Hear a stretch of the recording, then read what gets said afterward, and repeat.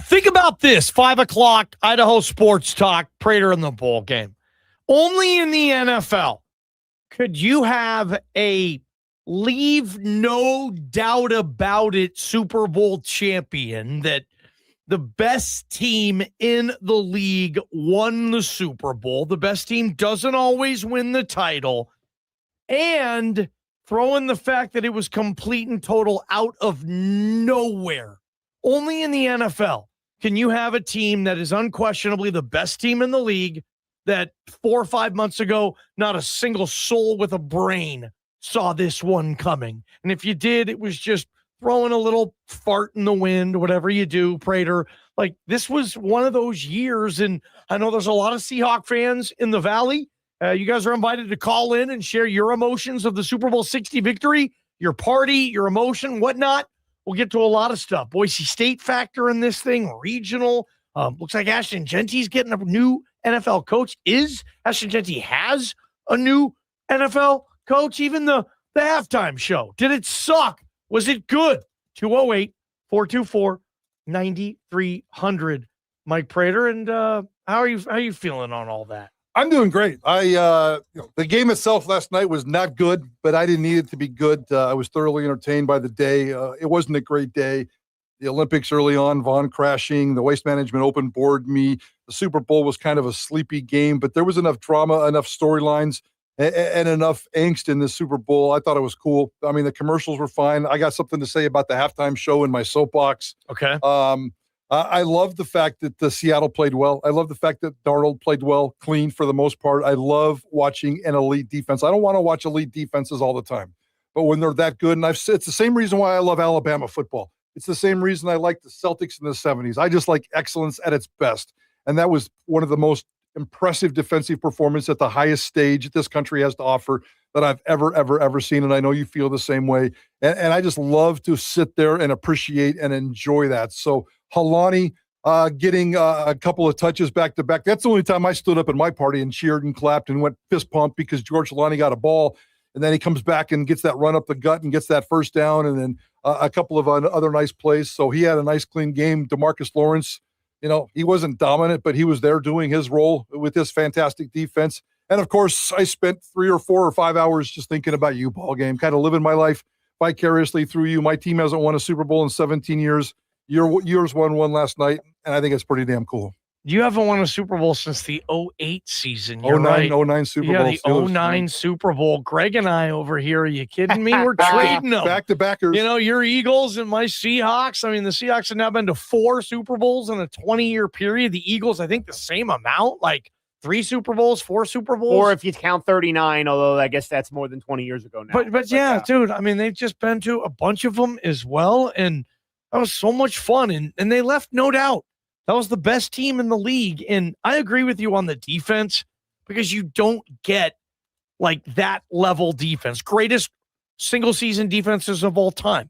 I think you include the dark side. I don't know where you include them. You're probably not going to be able to argue them that they're better than the 85 Bears or the 2000 Ravens or maybe even the LOB. But that was a top defensive performance in the Super Bowl. They almost got the stinking shutout after they completely changed their philosophy. They just weren't going to give up a home run shot, so they just kept everything in front of them.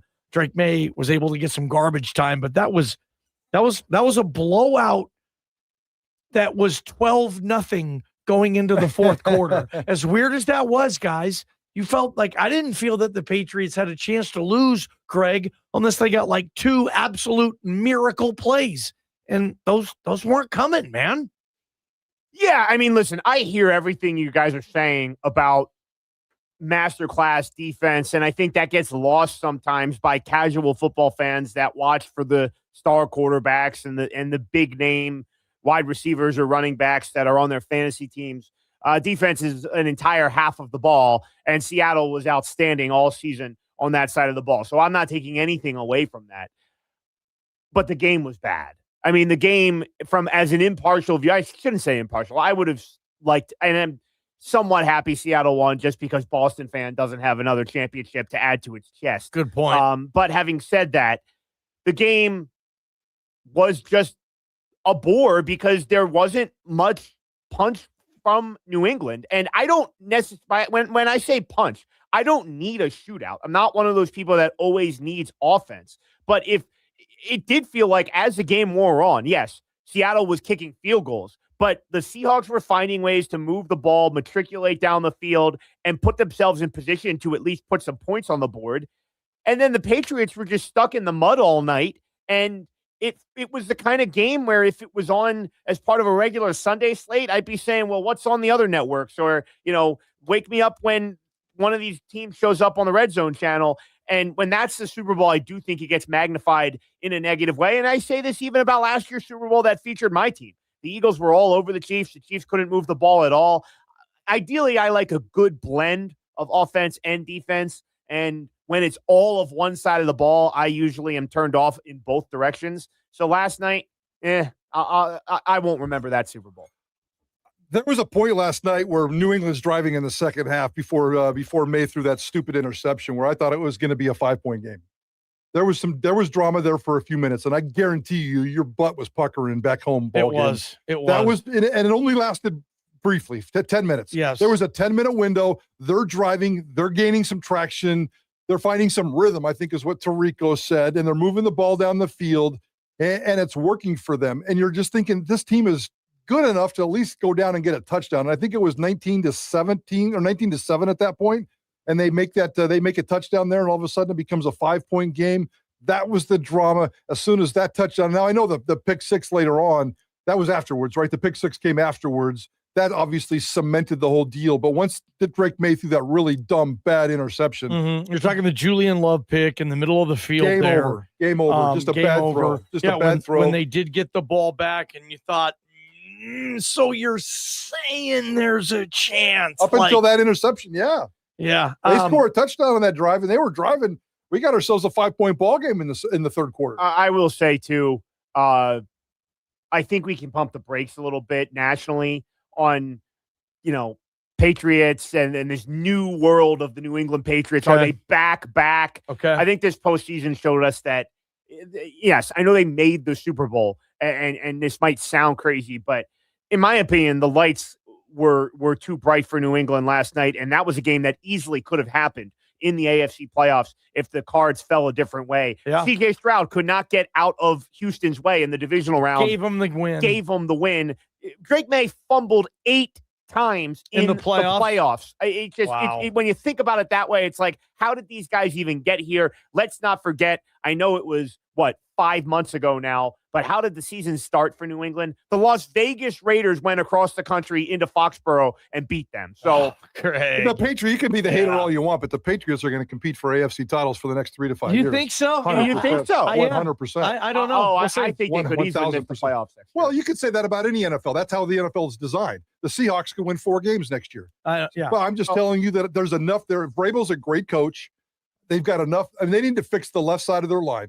If they had fixed the left side of their line last night, maybe this is a different game. The Campbell kid at left tackle and the inside guard there on the left side, and I think they're first year and rookie players, so they're only going to get better.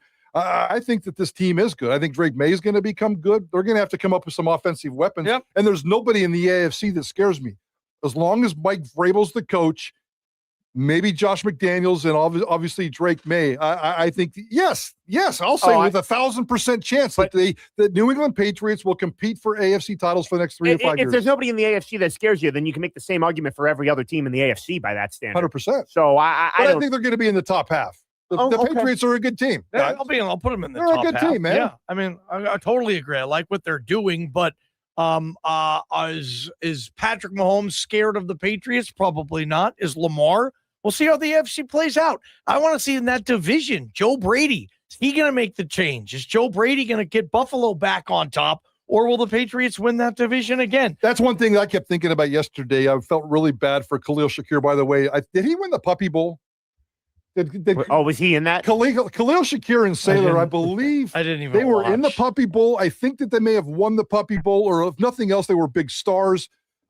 Personal favorites in the Puppy Bowl. We probably didn't cover the Puppy Bowl the way we should have because of Khalil Shakir. But I kept thinking, I didn't know that till this morning. I didn't know Shaq was in the Puppy Bowl. I didn't know that either. But I kept thinking during the game yesterday, this was a lost opportunity for the Bills and Josh Allen. And we were talking about that window. And I kept thinking, if Josh Allen was playing great football like he has been, and here comes Shaq doing what he can do, and everybody else on that Bills defense, how could that defense? How could Josh Allen and that offense at its highest level could they have attacked Seattle's defense last night and made a difference in a game? It was a lost opportunity for the Bills. I felt bad for Shaq last night. Bronco fan, I felt bad for. I mean, if anybody should have got their ass kicked by the Seahawks, it should have been the Denver Broncos again. Yep. I mean, they probably would have won that AFC championship. And maybe that feels like the storyline, of Super Bowl 60 a little bit, is that Patriots team getting in there. But it's just the domination of the Seahawks and just the leave no doubt. The best two teams in the NFL this year were the Rams and the Seahawks. I think everybody's confident with that. And third might be the 49ers. It might be. Yeah. I mean, the Bears, a Bear fan was watching that game yesterday going, dang it, if we just get past the Rams like we should have in overtime or whatever, and if we can somehow get a miracle in Seattle, we'd be Super Bowl champions. Yeah. I had a bunch of my friends saying that the Eagles missed a chance for a repeat, and I can't argue with it. If the Eagles would have beat the talent was there. Yeah, the Eagles – Greg, the Eagles probably would have beat the Patriots. I think so. I mean, it would have been a game. It would have been closer than this one. And if the Eagles had beaten San Francisco, they would have gone to Chicago in the divisional round. To me, that wouldn't have been impossible. So I think the NFC, and we talked about this a little bit in our meeting today, that's another big takeaway I have from this game. Again, we'll see about New England. I happen to think maybe a bit prematurely coordinated, but I think the NFC clearly had the best 4 or 5 teams in the NFL this year. Next season's a brand new season. We line them up. Everybody's 0-0. It could be a different story. But, I'd be curious. I know Ballgame, I think you had an NFC West team to win the Super Bowl this year, as a bet you were talking about. I'd be curious. I know that those numbers are out there. The NFC versus AFC prop bet, just how heavily slanted that is towards the NFC when that, number gets posted for next season. It's probably already up, but the NFC is just firmly in charge of the top of the NFL. Feels like it's doing pretty well right now, the NFC. Guys, we have a killer guest that's going to be on this show when we come back. Mike Prater, former Boise State football player. Mike Black is going to join us. You guys have heard the story of Mike Black. He is a former Boise State kicker. He is Mike Tirico's personal spotter. He is Chris Fowler's personal spotter. He does the ESPN Saturday night games. He does the Sunday night football games. He goes back and does the Monday night football games. And last night, this Boise State graduate was with Mike Tirico in that stadium. By the way, he's from Johnny's hometown, Bellevue, Washington, and he just watched DeMarcus Lawrence and George Holani win a Super Bowl. He was right next to Tirico the whole broadcast yesterday, and he's right next to you in your radio. We come back on KTIK The Ticket. From the Beacon Plumbing Traffic Studio, this is Ticket Traffic. We've had a really good Monday afternoon commute. Haven't had any reports of any